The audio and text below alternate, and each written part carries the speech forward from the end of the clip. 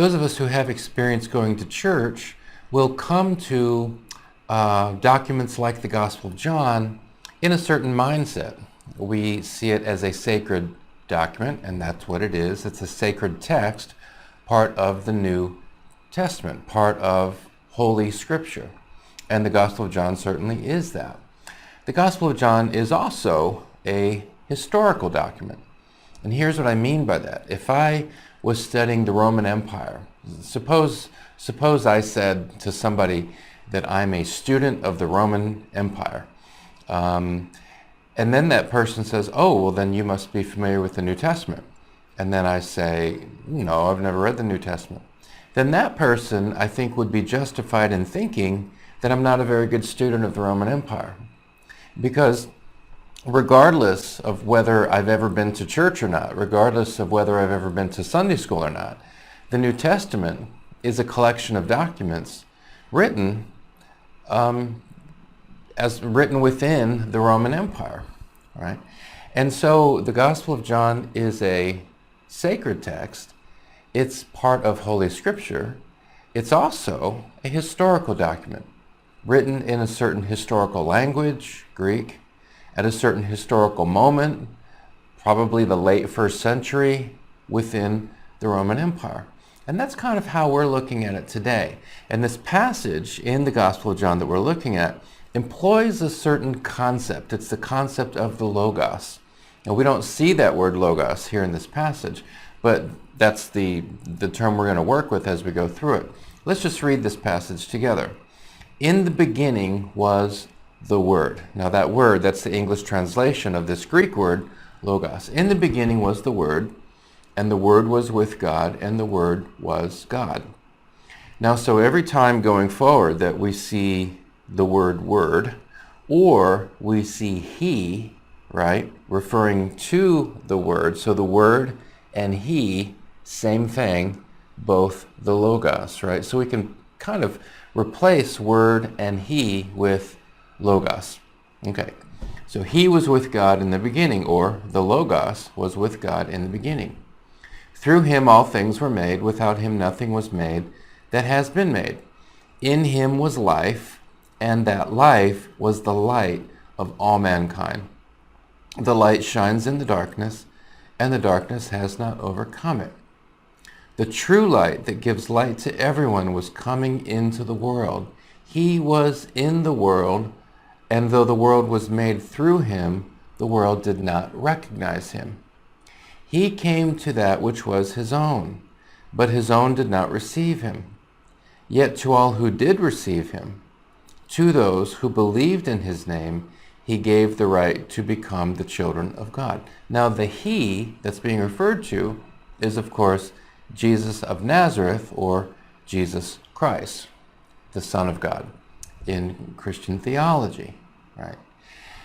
And Jesus Christ in this passage is being presented to the readers as the Logos, right? So let's work with this word a little bit.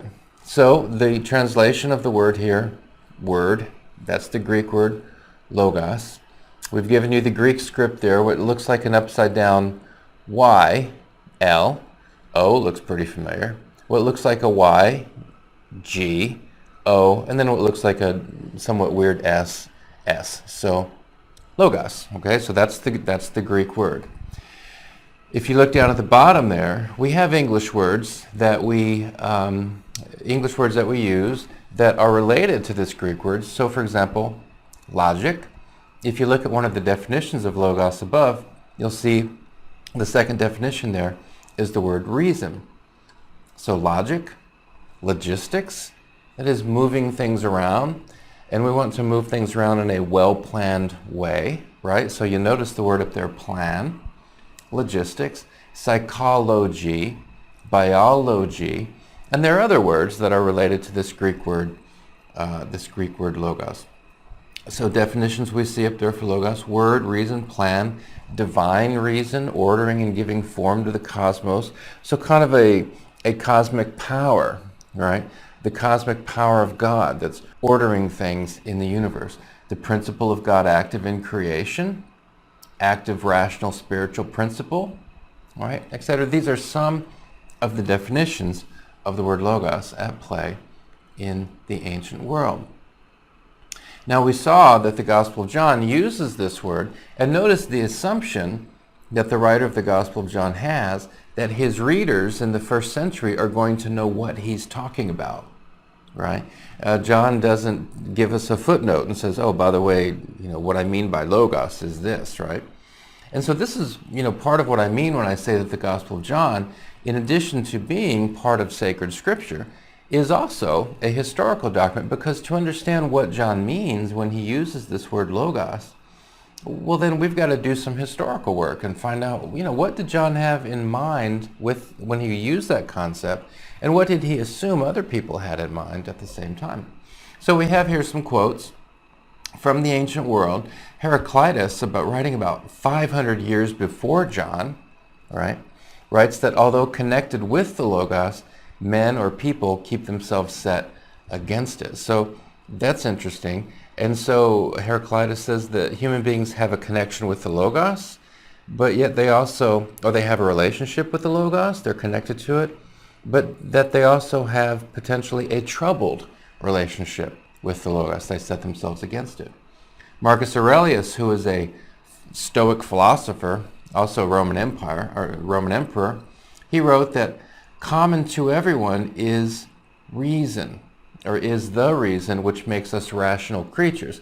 And when he uses that word reason, Marcus Aurelius is actually writing this in Greek, he uses that word logos. So Marcus Aurelius refers to a reason that everyone has in common, and it's this thing that makes us rational creatures, right? So one of the things human beings have in common is the capacity to be rational, and that's the logos. If so, that reason, or that logos, also is common, which tells us to do or not to do.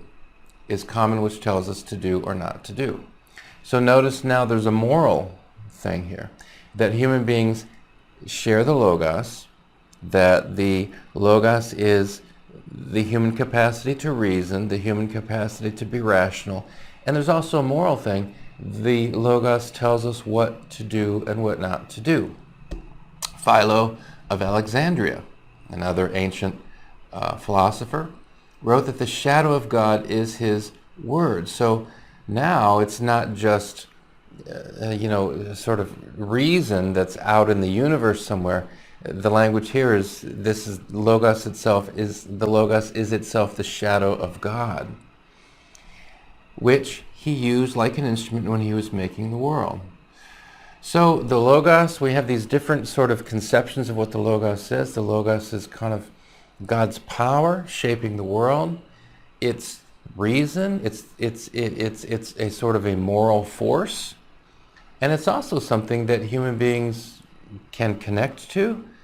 But according to Heraclitus, it's something that human beings can reject. So this seems like a pretty complicated concept here, this concept of the logos.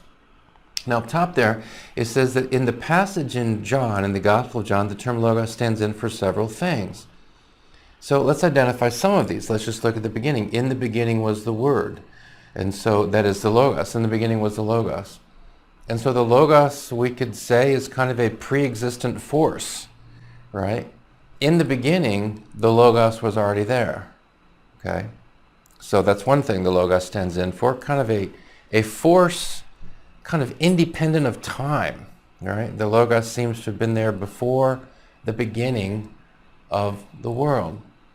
And the logos was with God, and so you kind of have the concept of there's God, and then there's the logos, and they're together. But the logos also was God at the same time. Well, this is pretty complicated, right? This is not easy to understand. And then notice now that we get this masculine pronoun, he, right? So now we're linking the logos to a person. He was with God in the beginning. Seems to be a repeat of that very first line. Through him, that is, through the logos, all things were made. That seems to fit with one of the quotes we had. I think, was it Philo? Let's look back. The shadow of God is his word logos, which he used like an instrument when he was making the world. Well, that sounds pretty familiar, right? That sounds like there's some correspondence. Through him all things were made, and so the logos is a creative force. Without him nothing was made that has been made. Not only a creative force, but the creative force. In him, that is in the logos, was life. So the logos is life. Well, exactly what kind of life are we talking about? We'd have to work that out, I think. And that life was the light of all mankind. So the logos is with God. The logos is God. The logos seems to be outside of time. The logos is not only a creative force, but the creative force. The logos is life. And now it says the logos is light. And what do we mean by light? Sort of a light that you can kick on electricity, or some other kind of light? Probably more thinking of spiritual light, moral light. Now, I think there are other things that we can see, but I think it's so interesting just by reading something that takes no more than 10 or 15 seconds to read, we're getting some insight into a pretty complicated idea, the idea of the logos, this rational force, this creative force, this spiritual force, this moral force, right? Well, let's keep going. So it seems, as it says at the top there, that the logos is pretty powerful. I mean, if it's not only a creative force, but the creative force, well, that by itself indicates that it's pretty powerful. Now, what's interesting is as this passage goes on, we see that not only is the logos tremendously powerful, but also that human beings are very powerful. Go down about halfway down. It says, the true light that gives light to everyone was coming into the world. All right? And so that light is the logos. The logos is a person, Jesus of Nazareth, as he'll be called on earth. And so that light was coming into the world, and notice it says that light that gives light to everyone. So in other words, everyone has access in one way or another to the logos. Of course, not everybody can be in, present-day present-day Israel in the first century, obviously. Only a tiny number of humans can be in present-day Israel in the Roman Empire in the first century. But this is suggesting that this logos is made available to everyone, right? Well, that's interesting. This logos was in the world, and though the world was made through him, the world did not recognize him. So, I mean, that's kind of curious if you think about it. That the light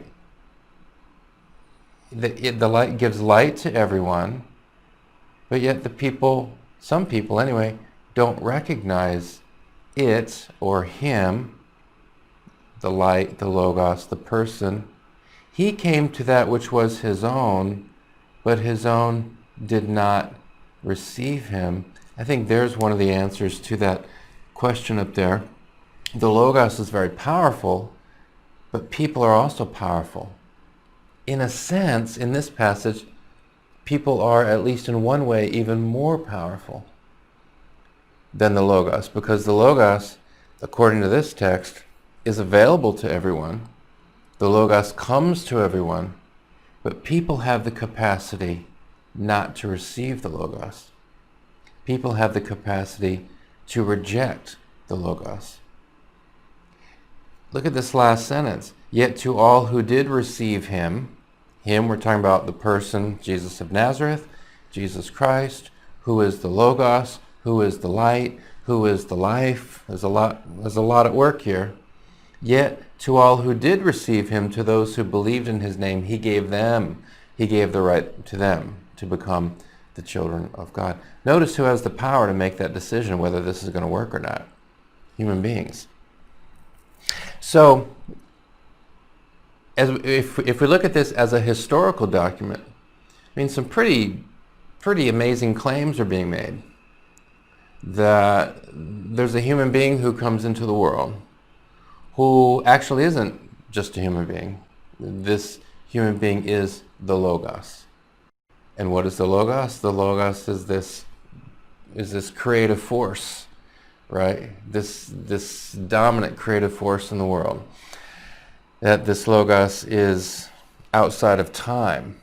That this Logos is actually God. That this Logos is life. That this Logos is light. I think by that we mean primarily spiritual, moral light.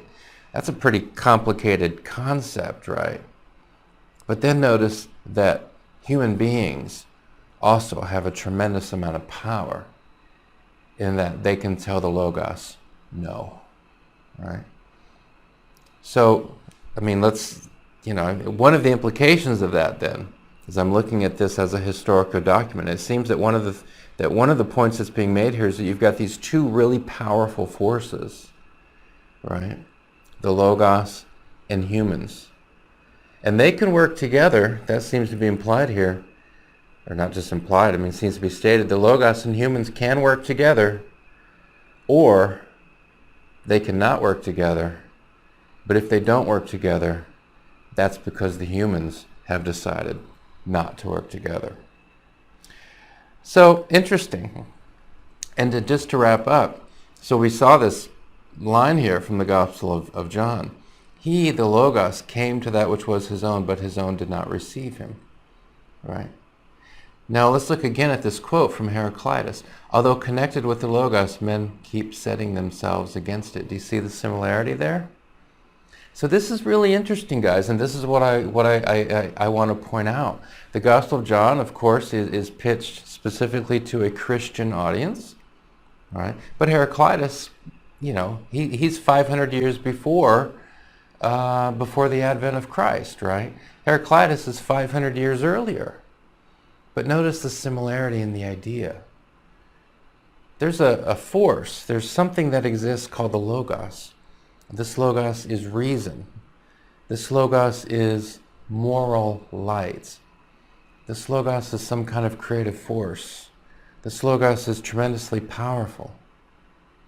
And yet, in at least one respect, human beings are more powerful than the Logos. As Heraclitus says, they can set themselves against it. You kind of get the impression that if human beings would work to align themselves with the Logos, then their lives would be better. But if human beings want to exercise their power to set themselves against the Logos, then maybe things won't go so well. That seems to be at least implied in that little passage we had there from the Gospel of John. And it also seems to be the implication of what Heraclitus is saying, right? People could, foster this connection with the Logos and things will be better for them, but they keep setting themselves against it, right? It's an interesting concept.